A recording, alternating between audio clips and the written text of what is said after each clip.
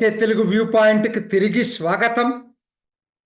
GCC ఇటీవల కాలంలో ఈ పేరు ఎక్కువగా వింటున్నాం.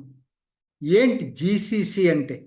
గల్ఫ్ కోఆపరేషన్ కౌన్సిల్ కాదు, గ్లోబల్ క్యాపబిలిటీ సెంటర్.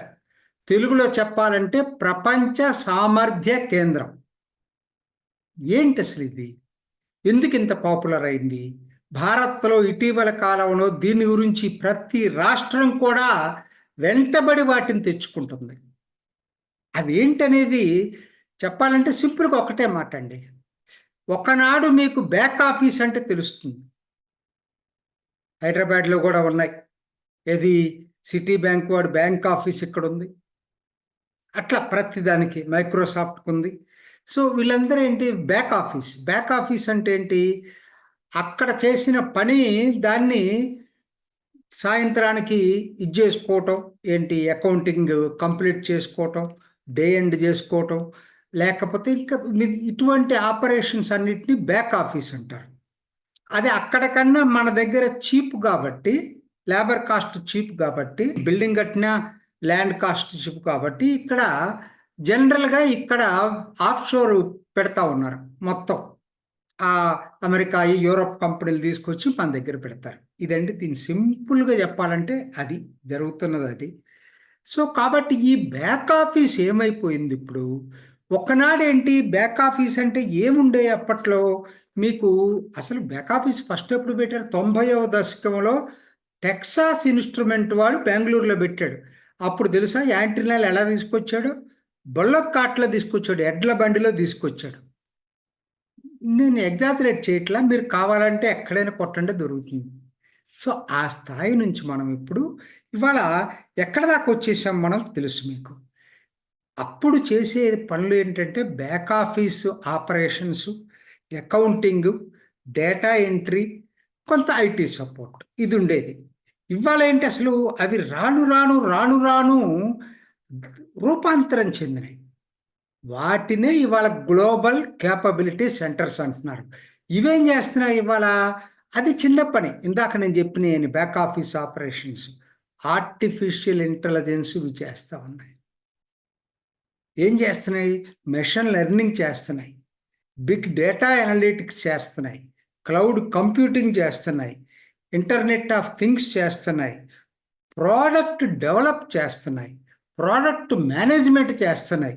వీటన్నిటికన్నా ముఖ్యంగా పరిశోధన చేస్తున్న రీసెర్చ్ అండ్ డెవలప్మెంట్ విపరీతంగా ఇప్పుడు ఈ గ్లోబల్ క్యాపబిలిటీ సెంటర్స్లో పెడుతున్నాయి ఆ కంపెనీలు. అంటే ఇదేంటి? క్యాప్టివ్ యూనిట్ అంటే ప్రపంచానికి అనవసరం. ఇది ఆ కంపెనీకి సంబంధించినటువంటి సెంటర్ అన్నమాట. ఇది వేరే వాళ్ళతో సంబంధం లేదు. ఇది కాకపోతే ఇవి ఆ కంపెనీ అభివృద్ధిలో చాలా ఒకనాడు ఏంటంటే బ్యాక్ అండ్ ఆపరేషన్స్కే ఉపయోగించుకునేవాళ్ళు. ఇవాళ కంపెనీ మొత్తం అభివృద్ధి దీని మీద ఆధారపడిందండి. కరెక్ట్గా చెప్పాలంటే అంత స్ట్రాటజిక్కి సెంటర్ అయిపోయింది ఇవాళ. అంటే ఒక మాటలో చెప్పాలంటే ఒకనాడు కాస్ట్ సెంటర్ అండి. ఏంటంటే తక్కువ ధరకి ఇక్కడ మనకి ఇక్కడ లేబర్ని అట్టు పెట్టుకుని బ్యాక్ అండ్ ఆపరేషన్స్ చేయటానికి పెట్టినటువంటి సంస్థ ఇవాళ వాల్యూ సెంటర్గా మారింది, ఇన్నోవేషన్ సెంటర్గా మారింది, టాలెంట్ పూల్ హబ్గా మారింది, గ్లోబల్ హబ్స్ ఆఫ్ స్ట్రాటజిక్ డెవలప్మెంట్గా మారింది. చాలా కీలకమైపోయింది అనమాట. ఒకనాటికి ఇవాళకి తేడా అది ఇవాళ వచ్చింది. సో ఇంత కీలకమైనటువంటి ఇండస్ట్రీ భారత్లోనే ఎందుకు పెట్టారు? మనం అది కూడా ఆలోచించాలి. అది మరి కారణం ఏంటంటే ఒకే ఒకటండి, అన్నిటికన్నా ప్రధానమైంది టాలెంట్ పూల్. మన దగ్గర ఎంతమంది ఉన్నారో తెలుసండి? స్టెమ్ గ్రాడ్యుయేట్స్ 30 లక్షల మంది ఉన్నారండి. 30 లక్షల మంది. అదే కోర్స్ చైనా ఉన్నారు, మనకన్నా 32.5 లక్షలు ఉన్నారు. కానీ ప్రాబ్లం ఎక్కడ వస్తుందంటే China is not open society. ఇవాళ పాశ్చాత్య ప్రపంచానికి చైనాకి సాంకేతిక వివాదాలు వచ్చేసినాయి. సో కాబట్టి అసలు పచ్చగడ్డేస్తే బొగ్గుమంటుంది.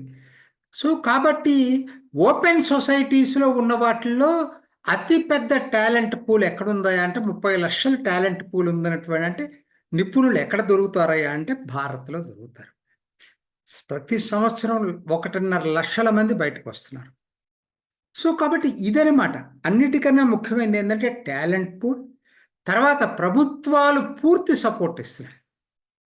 ల్యాండ్ చాలామంది ల్యాండ్ ఫ్రీగా ఇస్తూ ఉంటారు, లేకపోతే కన్సెషనల్ రేట్ ఇస్తూ ఉంటారు, పవర్స్లో కన్సెషన్ ఇస్తూ ఉంటారు, రకరకాల ఇన్సెంటివ్స్ పెట్టేసి వాళ్ళని అట్రాక్ట్ చేస్తున్నారు. ఇదొక కారణం. దాంతోపాటు డిజిటల్ ఇన్ఫ్రాస్ట్రక్చర్. ఇప్పుడు ఆఫ్రికాలో పెట్టాలనుకోండి, వాళ్ళు పెట్టుకోలేరు, చీప్ లేబర్ కదా అని. డిజిటల్ ఇన్ఫ్రాస్ట్రక్చర్ కూడా భారత్ ఇవాళ చాలా ముందుంది. సో అది కూడా ఒకటి supporting. Power, abundant power supply చాలా ఇంపార్టెంట్ దీనికి. గ్లోబల్ సెంటర్స్కి, గ్లోబల్ క్యాపబిలిటీ సెంటర్స్కి పవర్ కన్జంప్షన్ విపరీతంగా చేస్తాయి. సో ఆ పవరు మరి మన భారత ప్రభుత్వం, రాష్ట్ర ప్రభుత్వాలు ఎష్యూరెన్స్ ఇస్తున్నాయి, మాది బాధ్యత, మీకు ఎక్కడ పవర్ అన్ఇంటరప్టెడ్ పవర్ సప్లై చేస్తామని చెప్పి. ఇన్ని అవకాశాలు ఉన్నాయి కాబట్టి భారత్లో పెడుతున్నారండి. సో కాబట్టి ఏమైపోయింది, ఇవాళ అనుకోకుండా చాలామంది అంటున్నారు ఆర్ఎండి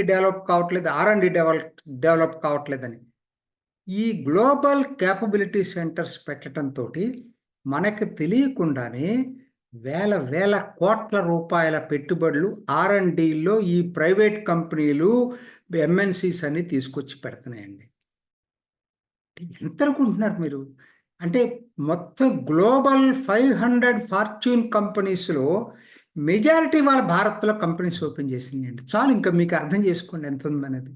మొత్తం ప్రపంచంలో ఉన్న గ్లోబల్ క్యాపబిలిటీ సెంటర్స్లో 50% పైగా భారత్లో ఉన్నాయండి. భారత్లో కూడా ఎక్కడున్నాయని చూసుకుంటే, సెంటర్స్ చూసుకునేటట్టయితే, అంటే మీకు ఇప్పుడు ఎంతనే తెలుసండి, మొత్తం 1600 ఉన్నాయి యాజ్ అండ్ నౌ. ఇది 2030 కల్లా 2400, 2500 జీసీసీస్ రాబోతున్నాయి. వారానికి 2 మినిమం ఓపెన్ అవుతున్నాయండి global capability centres.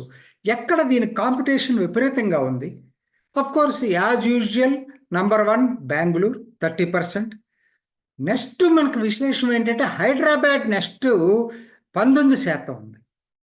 So second స్పాట్లో హైదరాబాద్ ఉంది ఇవాళ. 3 ఢిల్లీ, ఎన్సీఆర్ అంటే నోయిడా, గురుగావ్ కూడా దాంట్లోకి వస్తాయి. ఇక్కడ 15% ఉంది. ముంబైలో 12% ఉంది. పూణేలో 10% ఉంది. చెన్నైలో 9% ఉంది. చెన్నై వీటన్నిటిలో చాలా తక్కువ ఉంది, 6వదిగా ఉంది అది. హైదరాబాద్ 2వదిగా ఉంది. అది మనకు కూడా చాలా సంతోషకరమైన వార్త. మ్యాన్ పవర్ వచ్చేసరికి దాదాపు 16 లక్షల మంది దీంట్లో పనిచేస్తున్నారండి. మొత్తం టెక్ పూల్లో, భారత్లో పనిచేసే టెక్ పూల్లో 25% జీసీసీస్లో పనిచేస్తున్నారు. ఇవాళ ఉద్యోగాలు కూడా ఐటీల కన్నా తక్కువ ఇవ్వట్లేదు, ఎక్కువ ఇస్తున్నారు. సో ఏ విధంగా చూసుకున్నా భారత్కు ఉపయోగమే. రెవెన్యూ ఇప్పుడు ప్రస్తుతం $60 బిలియన్ వస్తూ ఉంది. ముందు 2030కి $121 బిలియన్ కాబోతుంది. అందులో $100 బిలియన్ పైగా ఎగుమతులు, అది మర్చిపోవద్దు. ఫారిన్ ఎక్స్చేంజ్ కూడా వస్తుంది మనకి. సో కాబట్టి అందుకని ఇది ఒక రోజులో డెవలప్ కాలేదండి. 2000 చిల్లరలో మైక్రోసాఫ్ట్ హైదరాబాద్ వచ్చింది. అమెరికా తర్వాత సెకండ్ లార్జెస్ట్ ఆర్ఎండి సెంటర్ హైదరాబాద్లో పెట్టారు, ఇండియన్ డెవలప్మెంట్ సెంటర్ అని మైక్రోసాఫ్ట్ వాళ్ళు. అట్లానే ఇంటెల్ వాళ్ళు బెంగళూరు అట్లానే ఉంది. హెచ్ఎస్బిసి వాడు పూణేలో ఉంది, వాడిది మేజర్ ఇది యాక్టివిటీ. అక్కడ వాడు డెవలప్ చేసిన ప్రోడక్టు ఇవాళ ఏఐ ఆపరేషన్స్, మొత్తం గ్లోబల్ ఆపరేషన్స్ అని, దాంతో ఏఐ సొల్యూషన్స్ అన్ని పూణేలో డెవలప్ చేశారండి మొత్తం ప్రపంచానికి. దీని ఇంపార్టెన్స్ అది. అట్లానే జీఈ ఎయిర్ స్పేస్ అత్యంత పవర్ఫుల్ ఇంజిన్ మొత్తం ప్రపంచంలో అమెరికాలో ఉంది జీఈ ఇంజిన్. మరి రీసెర్చ్ కూడా ఇక్కడ బెంగళూరులో ఉంది. అట్లనే JP Morgan chase, Goldman socks అందరూ ఇక్కడ జేసీసీలు పెట్టారు. అయితే కొంతమంది కొన్నింటిలో స్పెషలైజ్ చేస్తారు. ఉదాహరణకి ఇప్పుడు గిఫ్ట్ సిటీ ఉంది అహ్మదాబాద్, బ్యాంకింగ్ అండ్ ఫైనాన్సే అక్కడ స్పెషలైజేషన్. సో ఇలా చూసుకున్నప్పుడు ఇవాళ అది కూడా ఆల్మోస్ట్ ఇప్పుడు టైర్ 2 సిటీస్ కూడా వచ్చేస్తుంది. మన కోయంబత్తూరు చాలా బాగా డెవలప్ అవుతుంది, వైజాగ్ కూడా డెవలప్ అవుతుంది, వడోదర డెవలప్ అవుతుంది, చాలా ఉన్నాయి. ఇట్లా టైర్ 2 సిటీస్ కూడా వచ్చేసినాయి. అంటే నేను ఏం చెప్తూ అవుతున్నానంటే ఈ గ్లోబల్ క్యాపబిలిటీ సెంటర్లనేవి భారత్ ఆర్థిక వ్యవస్థలో గేమ్ చేంజర్ కాబోతుంది.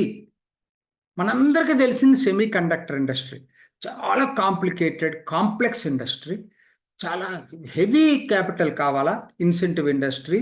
కానీ మన భారత్ ఈ రోజుకి ఆరంభ దశలో ఉంది. దాంట్లో మాత్రం అటు అమెరికా పోటీగా చైనా డెవలప్ అవుతూ ఉంది, యూరోప్ అమెరికా మొత్తం కూడా ఉంది. సో అదొక వేరే స్టోరీ. మరి ఇవాళ జీసీసీ అట్లా కాదు. ఆల్మోస్ట్ మనం 50% పైన మనమే దానికి మార్కెట్లో దానికి సంబంధించిన మార్కెట్ మొనోపలి ఏంటంటే 50% పైన భారత్. ఇది భారత్ ఆర్థిక ప్రగతిలో సక్సెస్ స్టోరీస్లో జీసీసీ అనేది ఓ పెద్ద మైల్ రాయి.